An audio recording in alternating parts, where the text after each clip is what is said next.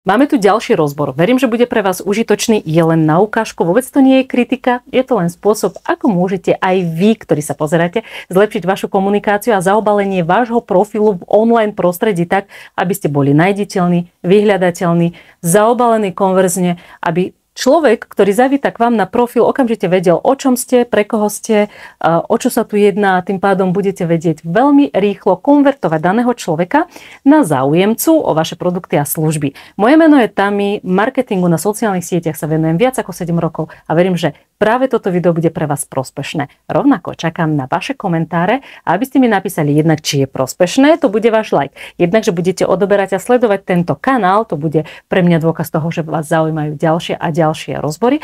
A takisto, aký iný profil alebo akú inú tému, aké iné podnikanie by sme mali rozobrať v ďalšom takomto analyticko-ukážkovom infotainmentovom videu.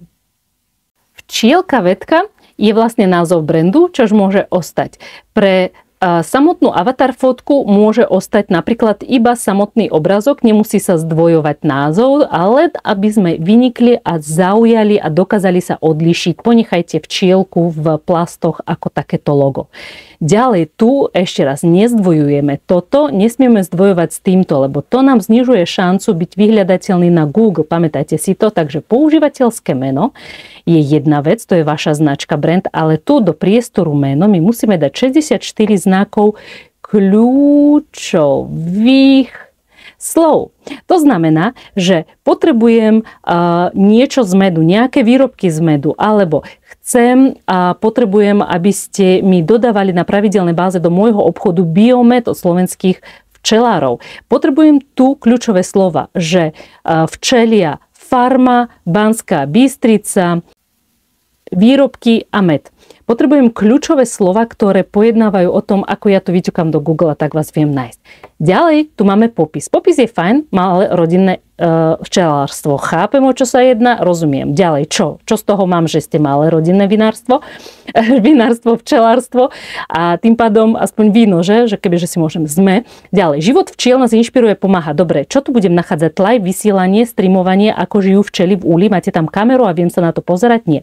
Včely produkty, OK, adoptuj si svoj úli, vynikajúce. A teraz potrebujem tu nejaký návod, že ako ja si ten úl adoptujem u vás. Ako to u vás funguje? Kde si to môžem kúpiť? Že včelie produkty, tak potrebujeme sem dať call to action, posledné riadky. To znamená, že nákup cez, ja neviem, správu, alebo web, alebo akým spôsobom si môžem kúpiť. Čo si môžem kúpiť? Kde si pozriem obchod? Tak ďalej, adoptuj svoj úľ. Tu by som potrebovala normálne takúto šípku ako emoji a tuto je video na YouTube, kde mne vy rozprávate, pretože tu je naozaj vysoká dôvera. Ja potrebujem vidieť človeka, ktorý mu bude interpretovať to, o čom je táto včielka, aká je vaša filozofia, ako si môžem adoptovať úľ, čím tomu prispievam. A tým pádom vy vlastne dáte na YouTube jedno video, ktoré bude na spustenie, ktoré si pripravíte, môžete ho dostrihať a potom si pridať aj do Reels a konkrétne mi popíšete, kde mám kliknúť, pravidelne kam mám prispievať a čo tým všetkým dosiahnem. Dobre? Rovnako, keď máme kontakty, tak zabezpečte, aby ste tam mali kontakty, aj telefónne číslo, aj e-mail. Čo sa týka napríklad tu polička, môžete si dať podnikanie, to je tak, aby ste si zachovali modernú hudbu, alebo si sem dajte ľubovoľné iné s vami súvisiace, aby ste boli nájditeľní aj vďaka kategórii. Takisto tu nezabúdame na to, že highlights ukazujú to, aspoň tieto prvé 4 ako sú ľudia spokojní s vašimi produktami. To znamená, že produkty. A máme zaarchivované stories. Ďalej máme, že novinky. Ďalej máme, že adopcia úľu. A ďalej máme, že spokojný. To sa nám nezmestí, tak dáme, že referencie.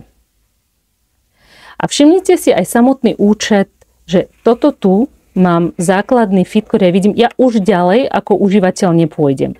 Čiže buď tu ma chytíte, zaujmete a ja vlastne hneď z profilu prejdem a riešim si iné veci, alebo si niektorý z užitočných receptov alebo užitočných vecí, neviem podrobne, o čom je obsah, uložím, ale pre mňa je dôležité, že aby aspoň za 6 postov bol jeden post s ľudskou tvárou, ktorá so mnou rozpráva, najlepšie vo videoformáte. Jeden post s ľudskou tvárou. Ja potrebujem, aby ste ma edukovali, aby som vytvorila k vám vzťah a dôveru na základe krátkych videí. Potrebujete mať video o nás, kto sme my, prečo sa tomu venujeme a prečo nám máte dôverovať. O tom sú sociálne siete. Každý z vás, kto poskytuje taký kombinovaný produkt versus služba, potrebujete mať spracované aj kontakty, aj to, že čo ponúkate, pre koho ponúkate, ako si to objednať, kde si pozrieť viacej informácií. A nezabudajte, že toto je váš prvotný lievik. Do komentára píšte, aký ďalší účet rozberieme.